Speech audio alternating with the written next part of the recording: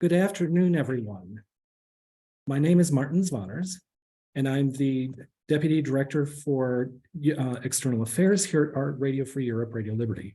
Welcome to this on-the-record conversation, What We Learned, RFERL's Engagement with Russian Audiences, featuring opening comments by Jamie Fly, President and CEO of Radio Free Europe, Radio Liberty, and comments by Mark Pomar, a veteran of RFERL, Voice of America, and the Board of International Broadcasting, who is currently Senior Fellow at the Clements Center for National Security at the University of Texas, and Jean Parta, who developed many innovative approaches to the study of Soviet and Russian audiences, over 40 years of service with Radio Liberty's, then Radio RFERL's, audience and opinion research programs.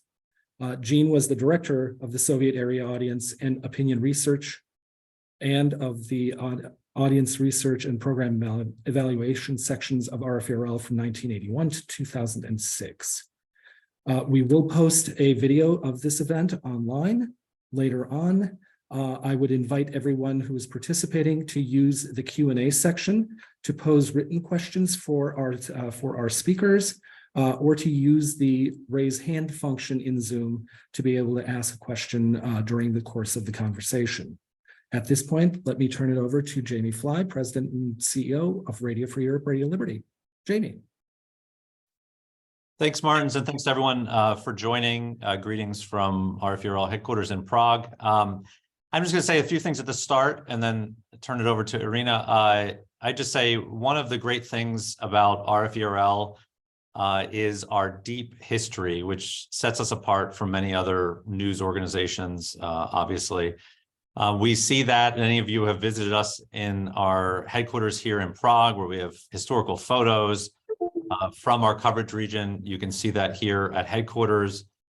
We see it in the successes of our alumni, like Mark and Jean, who go on to do great things and write books about this organization's remarkable history. But we also see it especially, and this is something that I really have the privilege of seeing all the time, when I talk to people who, even though now we're several generations removed from those who might have heard us directly in some of our countries, especially in our early years, they pass down the stories. They tell the anecdotes about the impact that our broadcasts have. I frequently still meet Czechs here in Prague, senior officials.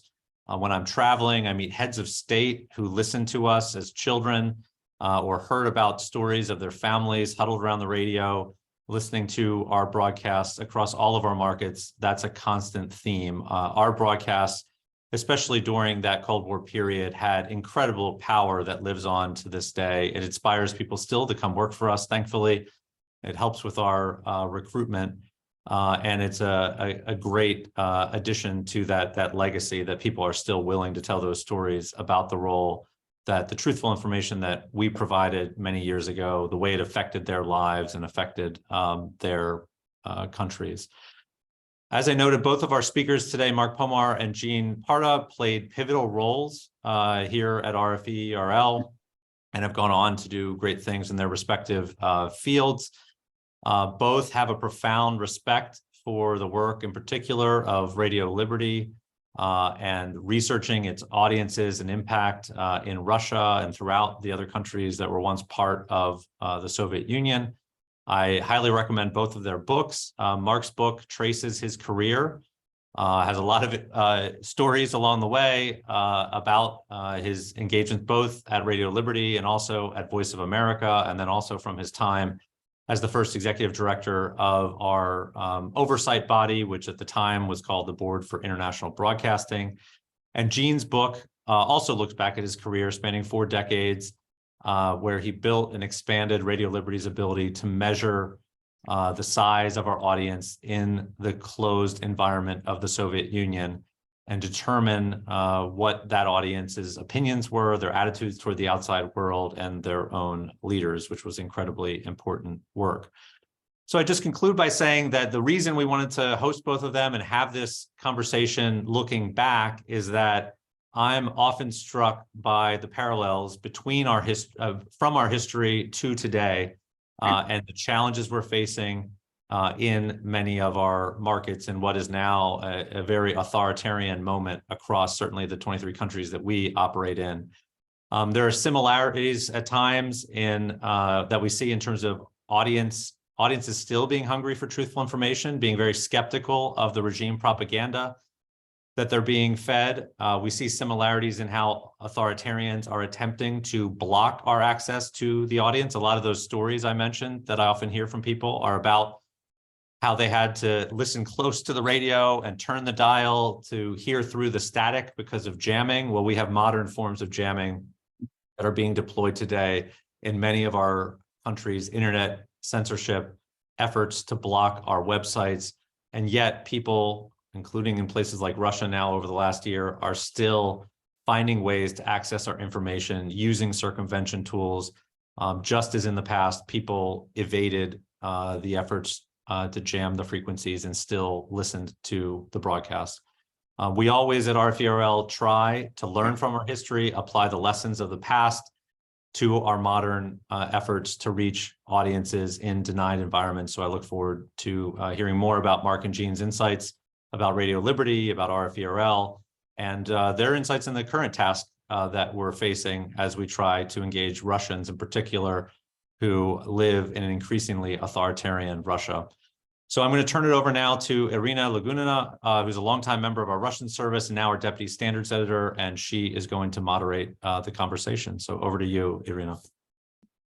Thank you, Jamie.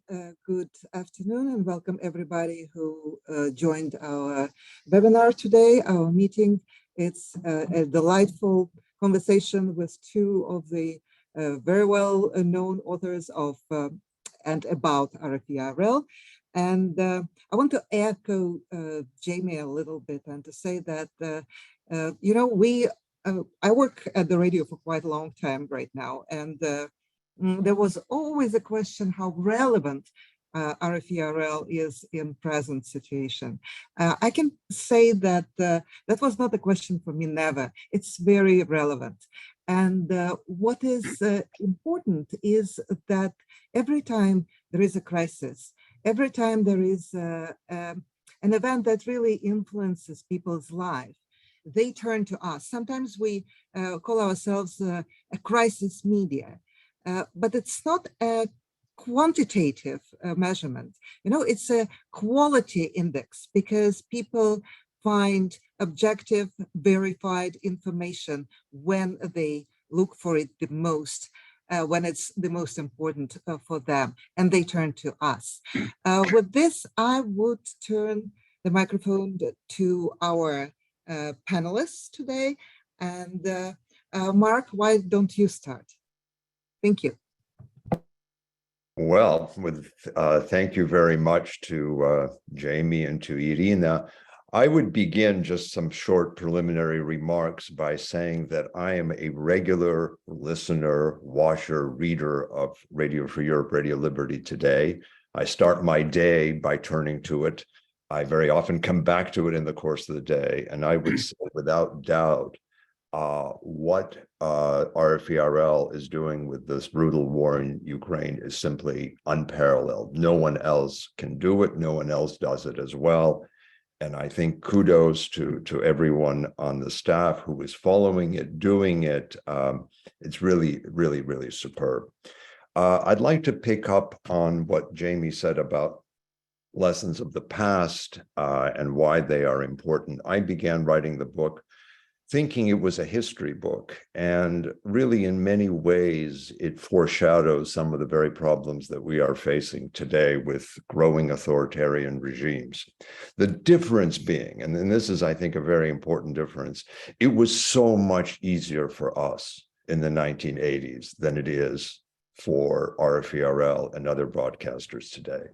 And I say that because despite Soviet jamming, despite Soviet repression of that time and people in the Gulag and so forth, not only was there a thirst for freedom, but we were broadcasting to essentially a growing and friendly audience. There was a desire and need and want to understand the West, understand what the West was doing, how we function.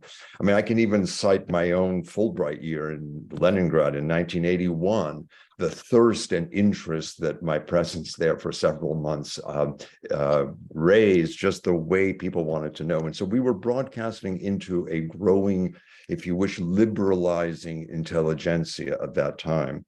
And that kind of wave carried us. Today, and this is a tougher question, you, RFE, are all broadcasting into a more hostile environment. You're broadcasting into an environment where significant number of people have sort of bought on to this imperialist, nationalist outlook, which, by the way, was discussed in the radios in the 1980s. And I write quite a bit about people in the 1980s sitting in Radio Liberty in Munich, basically discussing very much the ideas that are very prevalent in Russia today.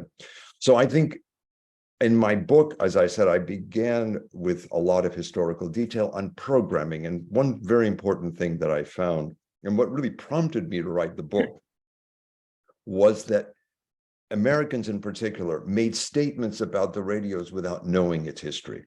And I came across so many where people would make general remarks about RFE-RL, clearly not knowing what the programs were, how they functioned, what they were. So I wanted to kind of bring out and show programming first and foremost, and the diversity of that programming, from cultural programming to human rights, to history programming, to news and news-related programming. So that's kind of the approach that I took. Thank you, Mark. Jean? Mine will be a little bit more of an historical approach, because very little is known on the outside about exactly how we went about our work. And I want to say that, well, first off, let me make an important statement that wish a happy St. Urho's Day to any Finns or wannabe Finns in the audience. You can check that out on Google if you want to know what I'm getting at. My current book, Under the Radar, and I'm sorry about the shameless promotion, but it's the third book in a series, and it's important to know exactly where it fits in discussing the whole trend of our audience studies. The first book was the analytical book, and it presented the findings of what we had learned over 20 years of doing research. And that is discovering the hidden listener, which was published at the Hoover Institution. And the second book is also important in this process, Cold War Broadcasting, Impact on the Soviet Union and Eastern Europe. This was co-edited with the late and greatly missed Ross Johnson, and is based on a conference at Stanford University in 2004. It's unique because it includes contributions from scholars in the broadcast area, not just Westerners writing about Radio Liberty and Radio Free Europe, but scholars from the area. And also formerly secret documents from archives that we were able to get at in the early post-Soviet years that dealt with the radios, and those are fascinating.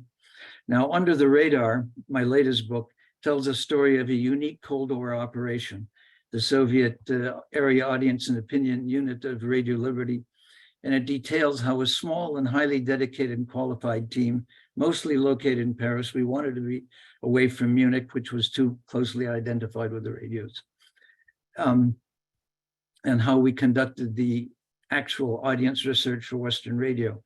And this book is less an analytical study. That was the first book, and more what I hope is a lively and entertaining story of how unusual research methods were developed to reach, and as best as we were able, to begin to understand an otherwise inaccessible population during the Cold War.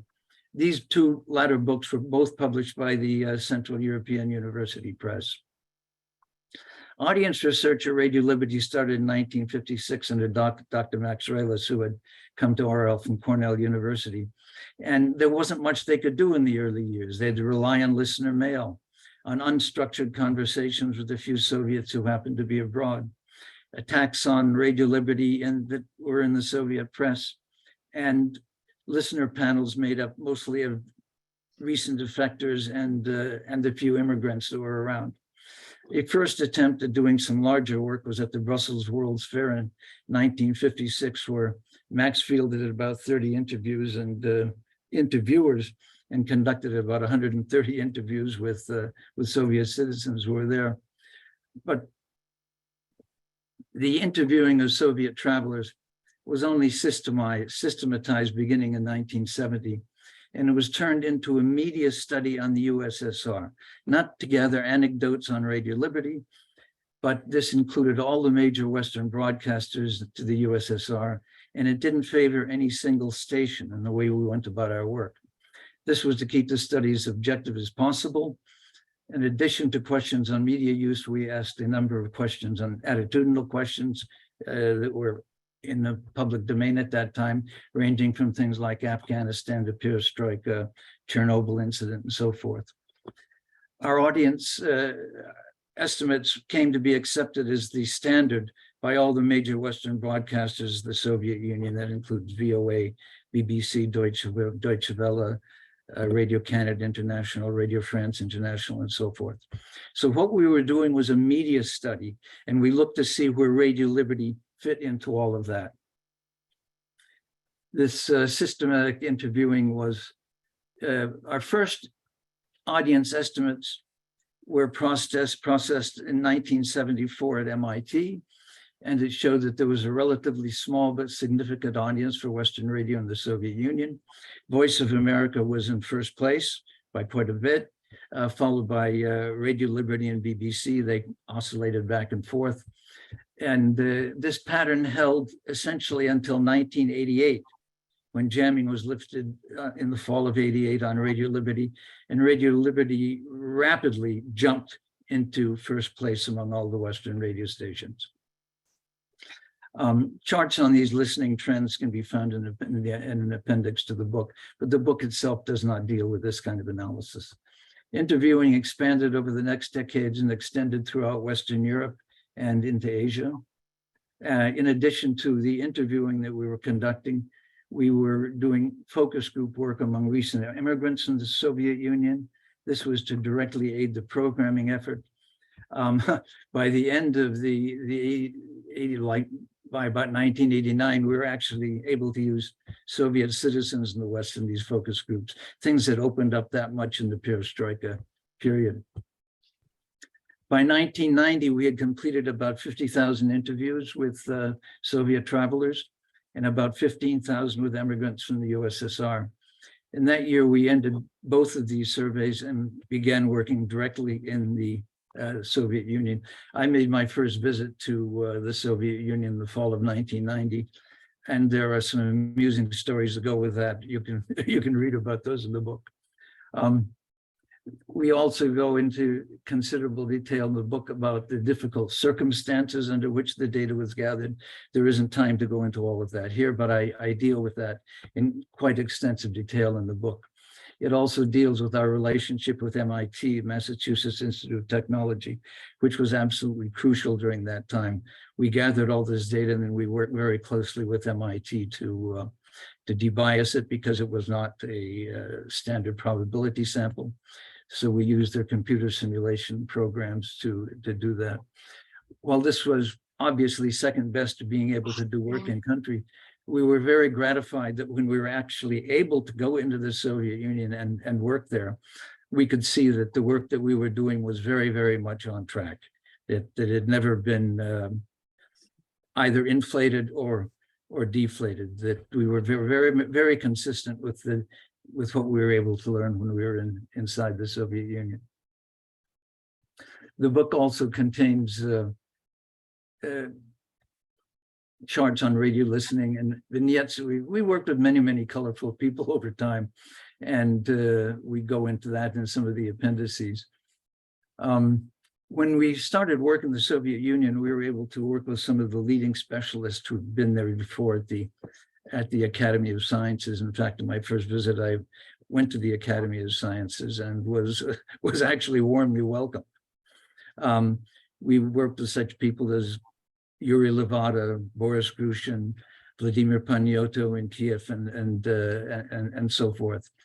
So it was interesting that I had once thought, once the Cold War is over, it would be fun to sit down and have a beer with my opposite numbers on the other side.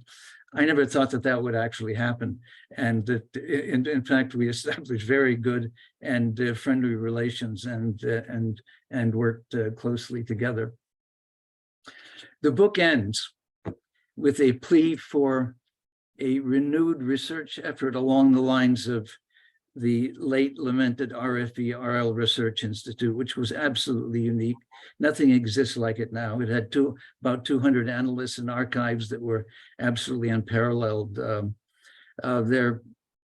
archives are now in Budapest in the Blinken Library associated with the Central European University.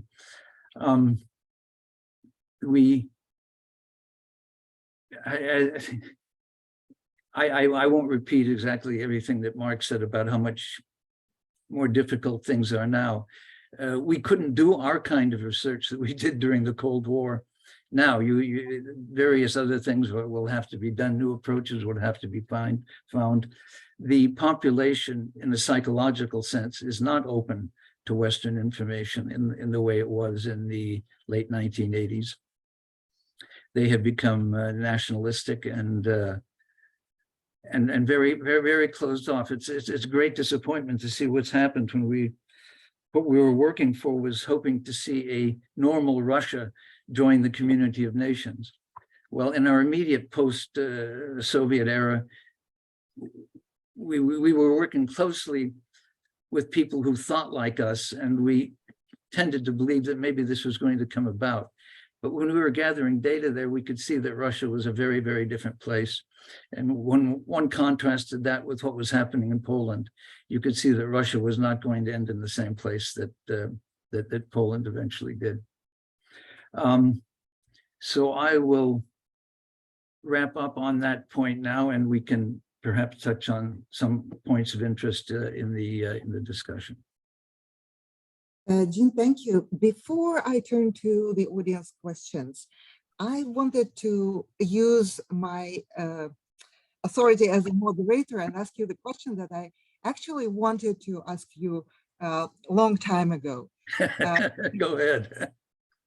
Yeah, I understand that both you and Mark pointed out that right now it's probably much more difficult to work because in 80s or 70s, we had an aspiring Russian population who wanted to know and learn and share Western values.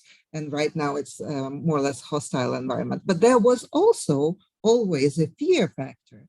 And yes, you were talking to those, as you call them, Soviet travelers. Why did they talk to you? I mean, how do you ask your questions that they would start talking in spite of the fear? Those methods developed over time. In the 70s, it was relatively difficult. In the 80s, it became easier. And during Perestroika, you almost couldn't shut them up. They wanted to talk at that point. It was that was very interesting. The book itself goes into quite a bit of detail on how that was done and how approaches were made. But one of the things that this was especially true in the 70s and the early 80s, was a structured way of Soviet travel. And there were various ways you could meet these people. And one of the ways we had people in the various friendship societies in the countries that came to, that were linked to the tour groups that they dealt with, that were linked with the shops that they went to or the restaurants they ate in. So the institutes that were doing developed ways of meeting people. And the ways of getting them into media was not to begin to go up and ask them, do you listen to Western radio? It would be to use questions that dealt with media in general in their own country and questions like that. And then back into these other kinds of questions. But I deal with this much, much more in the book. I'd like to raise an interesting anecdote here at this point, though, because there was always skepticism about, how can you possibly do this? And a skeptic, not a hostile skeptic, but a very curious skeptic, was Professor Vladimir Shlapetov, who had been at the Soviet Academy of Sciences, and one who was the leading sociologist of the Soviet Union. He came out in about 1979. And he'd been at BBC one day, and BBC was saying they got all of their data from us and talked about it. And Schlappentope said, well, I'm very curious about that. Could I go meet these people? And BBC set up a meeting, and Schlappentope came over.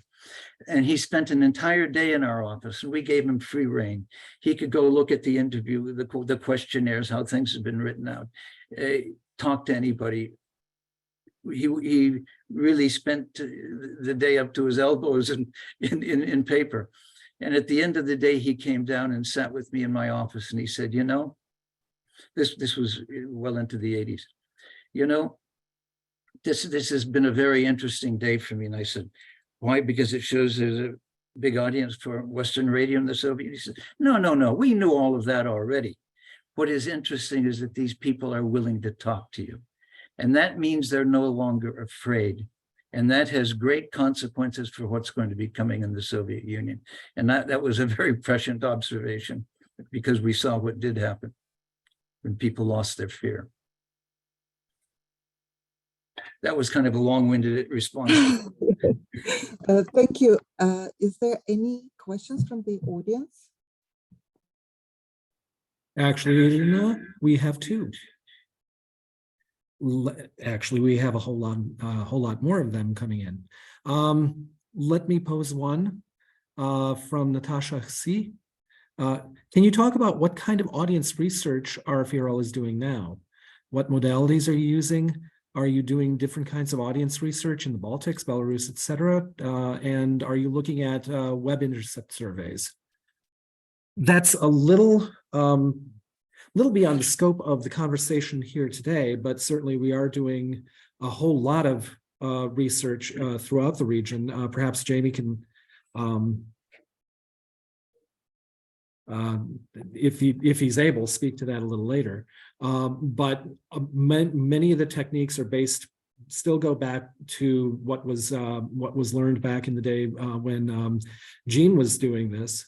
Looking at smaller samples and grabbing people when they're available, and then extrapolating out what's important for the country as a whole. Thank you.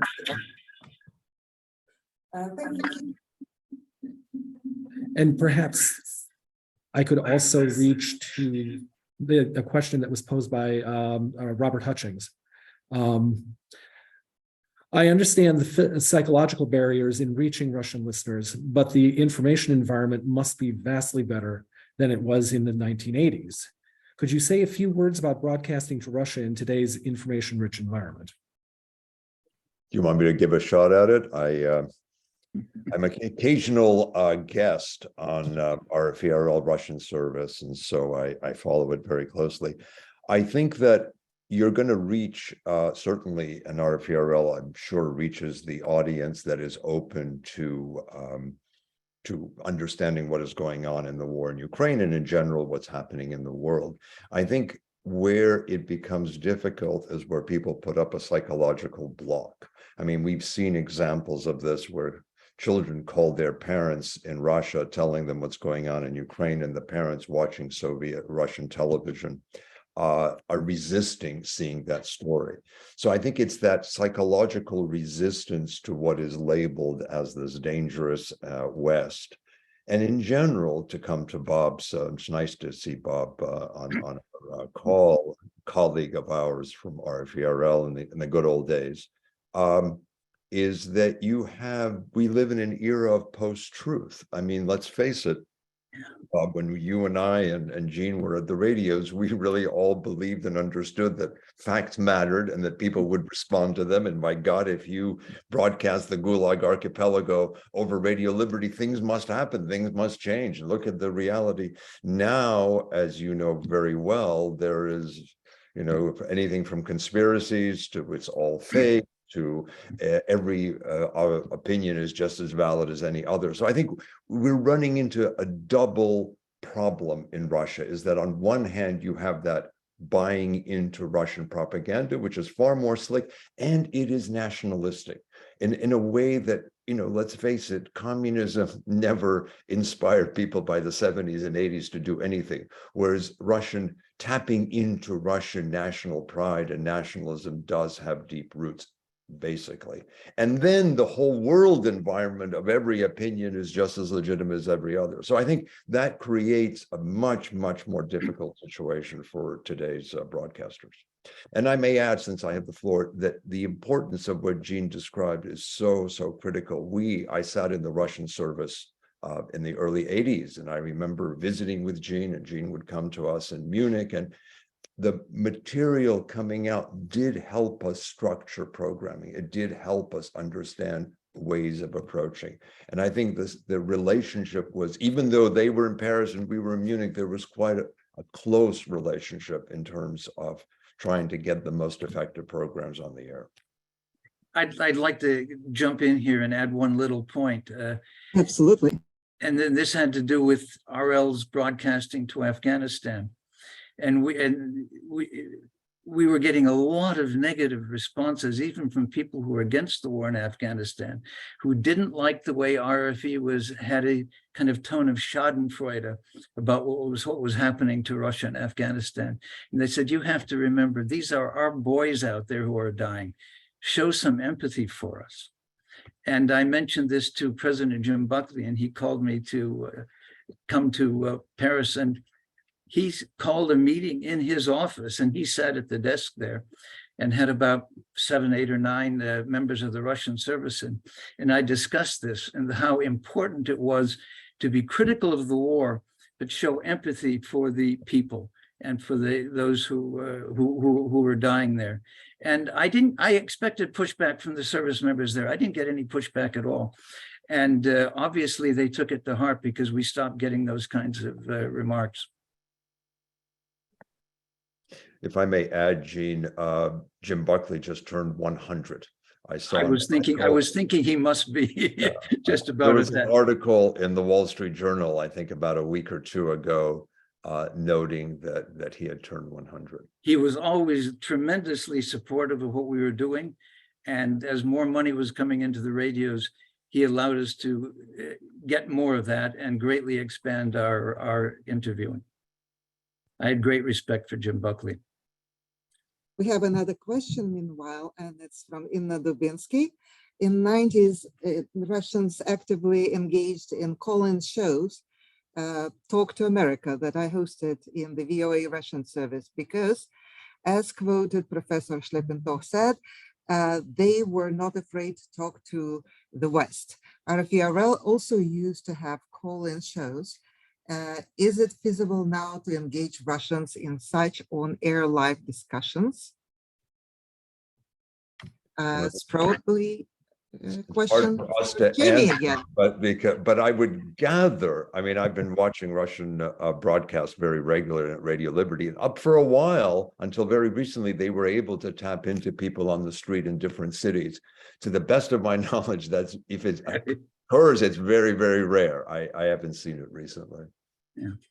Well, I can answer that, it's strangely enough, in spite of the fact that it's not only broadcasting anymore, right? We also have social media, we all leave it there. We also have, YouTube, which is partly social media, partly video platform. But in spite of the fact that, for example, Meta is proclaimed an extremist organization in Russia, the audience of Facebook of the Russian service and Current Time and Tatar Bashkir service didn't shrink.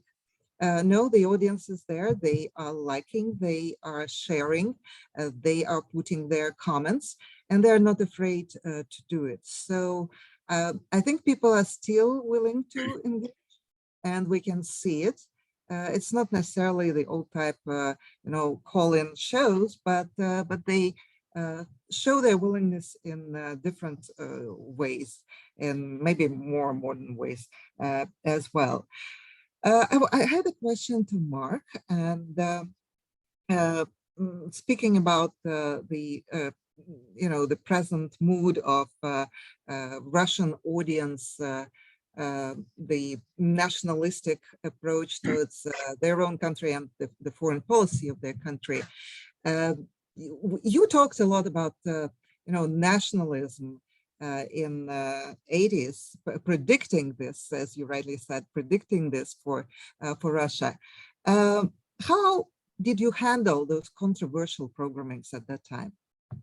Well, we had lots of controversial programming, but let me just again tell a very interesting anecdote from the canteen of RFE-RL, is our basement cafeteria in our building. I remember once sitting down with a group of, I would call grizzled editors, people who had spent time in the Soviet Union. Some of them had been refuseniks for many years, had a hard time leaving. A couple of people were visiting who had spent time in the Gulag.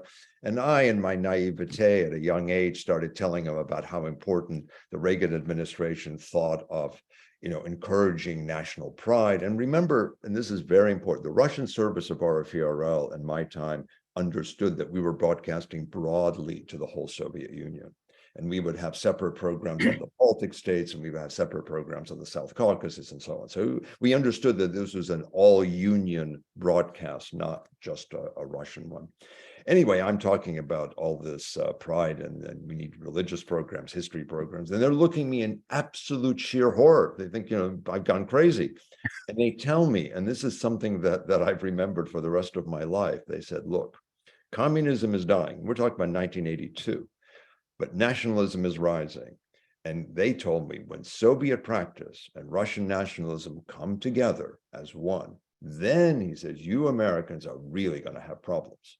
Oh boy. And I have to admit that at the time I took in their information, I respected their point of view and their experience, but I somehow naively and in retrospect stupidly thought that somehow that once things opened up, Russia would go along a European path. So I think these concepts were very much embedded in the kind of discussions that we would have in the hallways, in the cafeteria, and the research. And I think the radios, and many people understood, there were different points of view. And I think this is very, very important for today as well. We had everything from the liberal side to the conservative side within what we would call normal fact-based programming. And we didn't have extremes, but we had fairly defined and they hated each other. Let's face it, they did not like each other. And there was a lot of back and forth that we tried to keep peace within it. But we fought, and this is a point, that it was our responsibility at Radio Liberty to present a diversity of different political views, because politics per se could not really exist in the Soviet Union. There was too much censorship, there was too many restrictions. So politics existed outside them. And I think we're back to that situation as well. In many ways, Russian politics are only to be played out at the moment outside of Russia, much like the case in the 70s and 80s. So the Radio Liberty was much more than a radio station, much more than a radio station. It had the research that Jean mentioned, and I think is extremely important. It had monitoring of Soviet media, and of course it had audience research.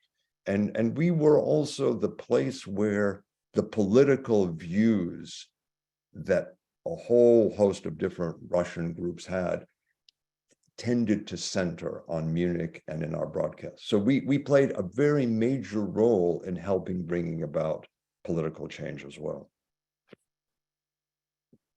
Thank you, Mark. I want to remind our audience that you can write in Q&A section of Zoom, and you also can ask questions by just raising your electronic hand.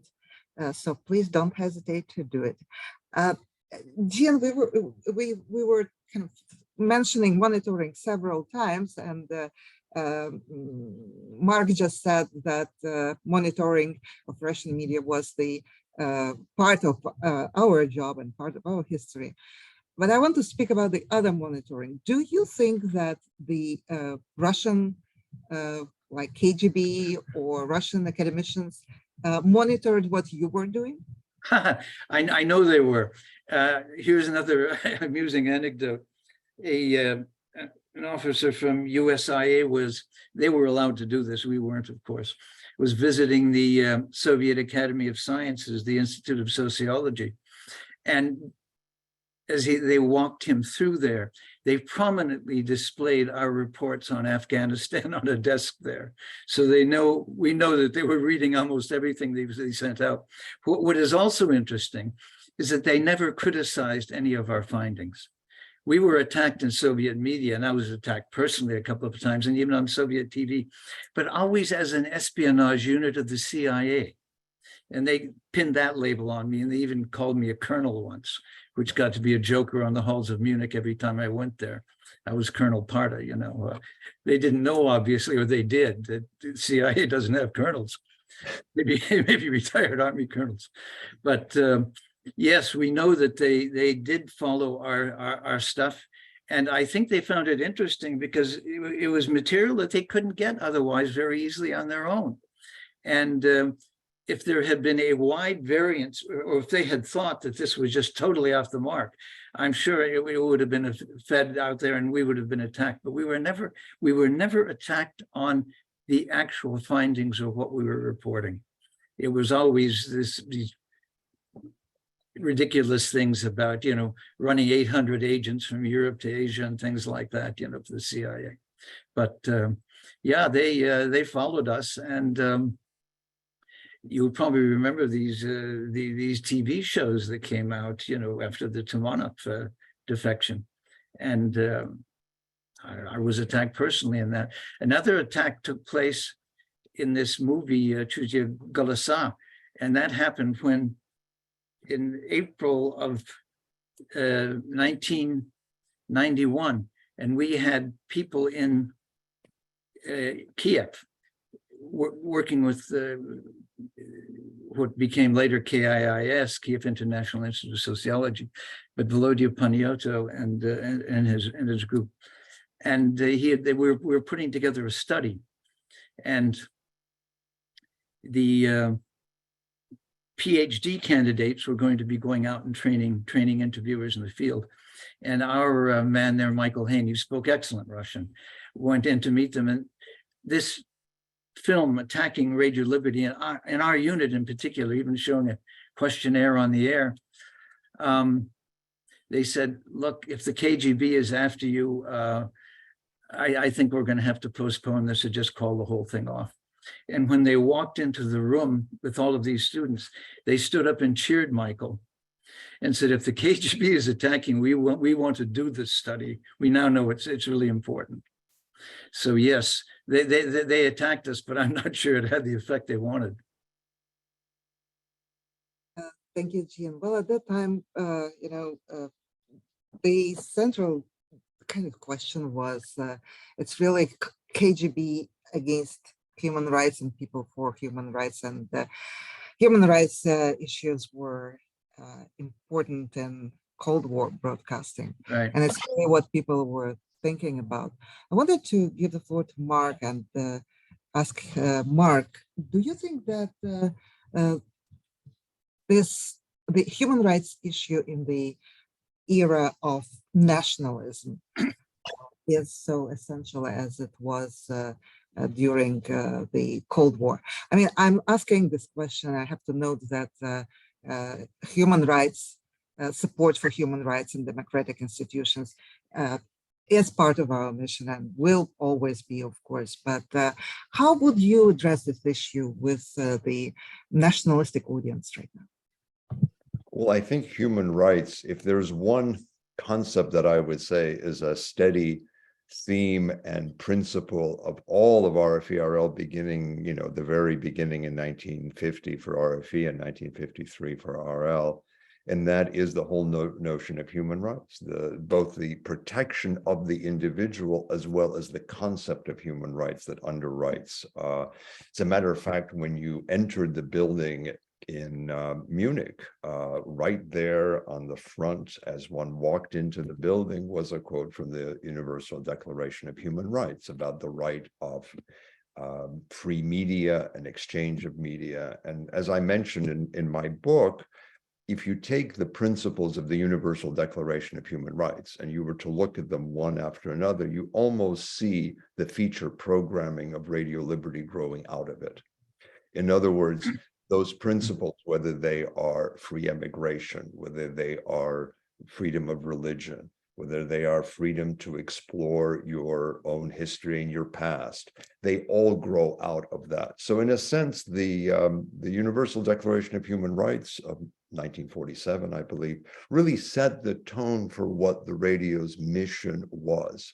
And if you look at programming of the 1970s, when really the human rights, well, actually, I'm sorry, beginning in the 60s, the breakthrough with the trial of Daniel Insinyavsky and the White Book, and the role that the White Book, done by Alexander Ginsburg, played within Russian programming. It's central to that. And out of that, and then of course the Prague, the invasion of Czechoslovakia and the protest on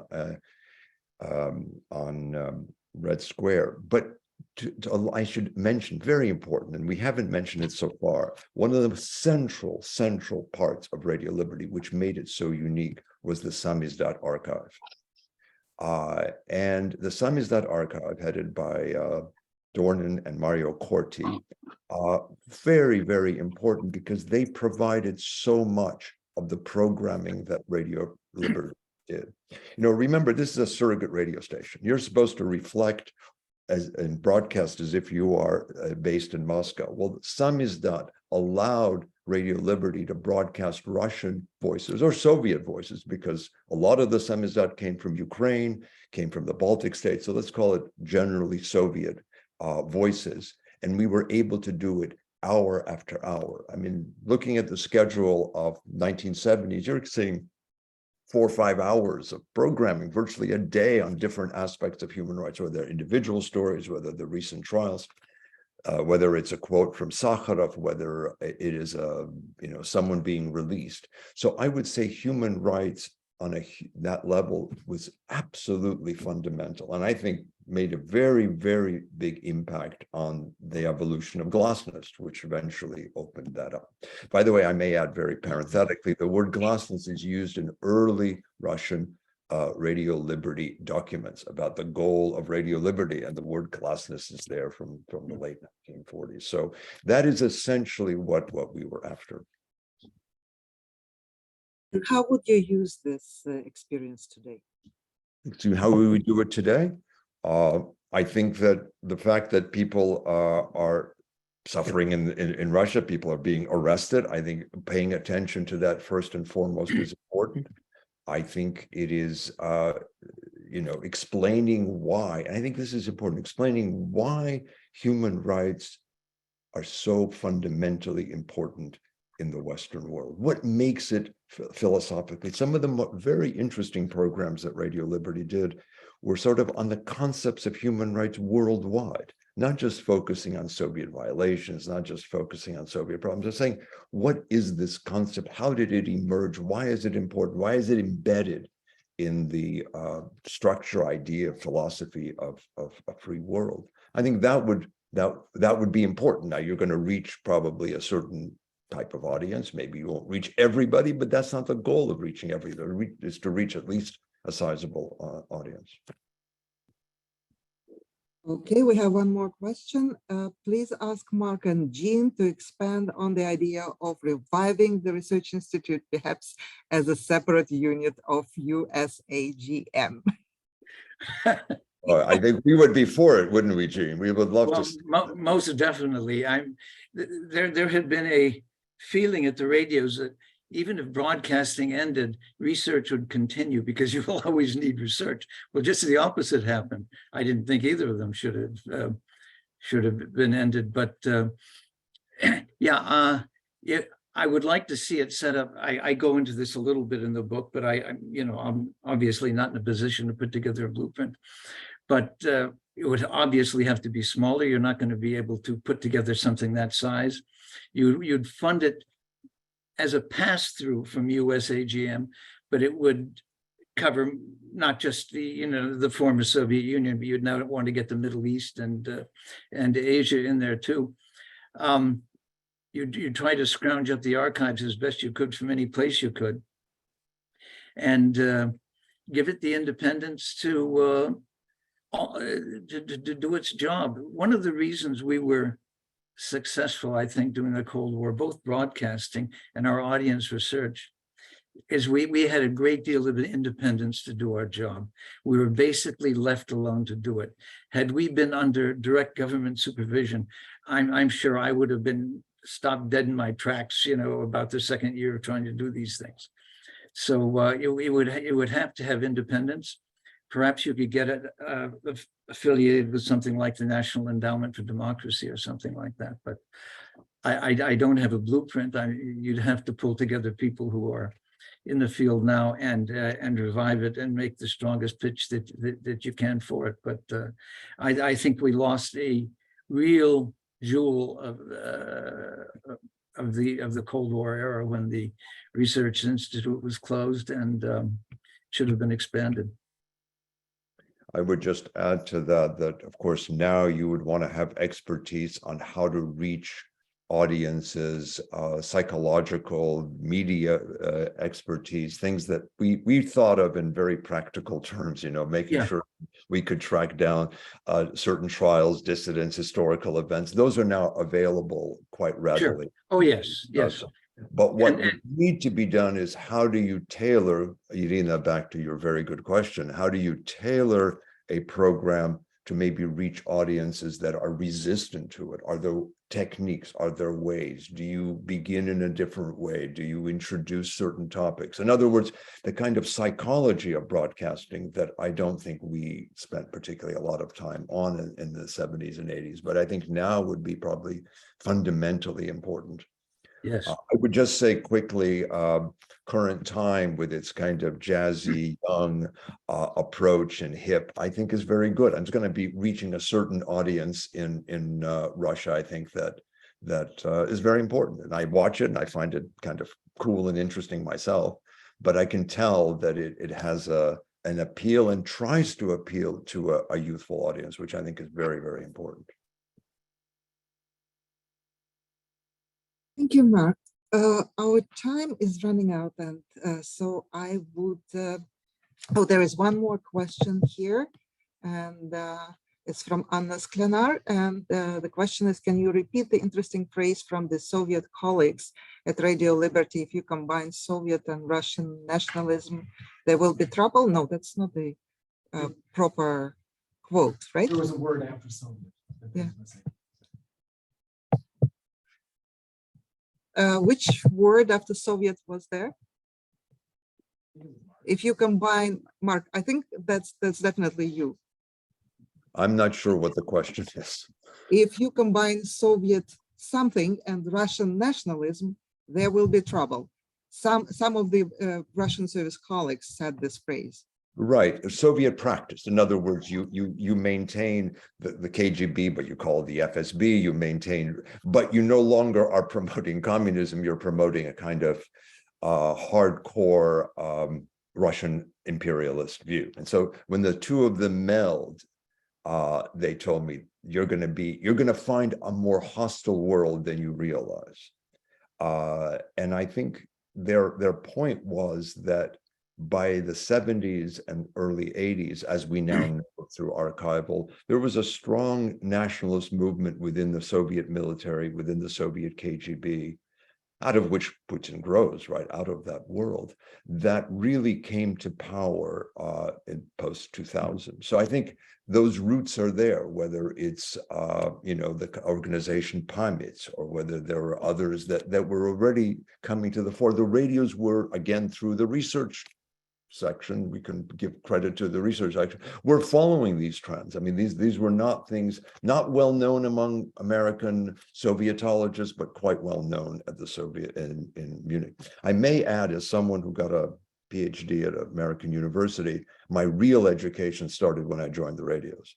It was a much higher level of knowing and understanding than the American PhD program would ever provide. Just because people lived and knew and understood and cared about that part of the world in ways, and of course the level of language that you had to know, everything was at a higher level. So I think I try to communicate some of that in the book, but I think it's something that needs to be reiterated, because I think it very often got short shrift in American academic circles. Thank you, Mark. So our time is running out, and I want to ask both of you one question. Can you give two lessons from your experience, from your reaching out to the audience, from your assessment of the Russian audience, two lessons that the present broadcasters, the present journalists covering Russia can use? Let me quickly say, values, values, values. You want to communicate the values by which a free and open society lives. And whether you hit a brick wall initially, maybe that brick wall will crumble over time, but you don't give up on what you stand for and where you stand for and what you believe in. And I think in time, one hopes that that prevails. Thank you, Mark. Jean. And I'll go back to something that I alluded to earlier, and that is empathy and an understanding and friendly tone, even as you are, can be very tough in the words that you use. But I think empathy for your audience is a critical thing. And I'd like to throw in one more wish, one more plea here, because there is a group now that can be studied. There are hundreds of thousands of relatively young and educated Russians that are in the so-called near abroad. And I think what could be, while they're not typical of the country as a whole, they are precisely the kinds of people we want to reach and can hopefully bring about change in Russia. And I would suggest that, just as was done in the 1950s in the Harvard Project, interviewing immigrants in Western Europe on their experiences in the Soviet Union, that a major study be conducted among these people that starts with the premise of what should a post-Putin Russia look like. And I think there is a great untapped resource there. If the Research Institute existed, I'll bet they could have organized something like this, but it would be a big undertaking. But I don't think this group should be ignored. Great ending of the event. Thank you very much. Thank you for our audience, and thank you, our great participants. Thank you, Jean Parta. Thank you, Mark Pomar. That was absolutely fantastic. And well, I hope that all your wishes will come true. Thank you, Irina. Very much. Thank you. Thank you. Bye. Bye-bye.